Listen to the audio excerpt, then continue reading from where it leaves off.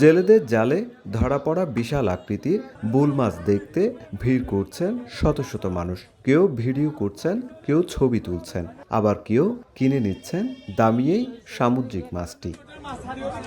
বৃহস্পতিবার বিকেলে কক্সবাজারের টেকনাফ উপজেলার সেন্ট মার্টিন সংলগ্ন সাগরে ধরা পড়ে প্রায় 205 কেজি ওজনের একটি ভোল মাছ। পরে মাছটি সংরক্ষণ করা হয় লামার বাজার আল গালিব কোল্ড স্টোরেজে।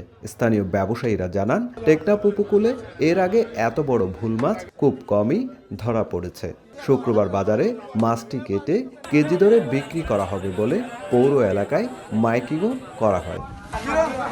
শুক্রবার জুমার নামাজের পর কোল্ড স্টোরেজ থেকে 6 জন শ্রমিক কাঁধে করে মাছটি ভ্যানে তুলে নিয়ে আসে টেকনাফ পৌরসভার পাইলট উচ্চ বিদ্যালয় সংলগ্ন মাছ বাজারে।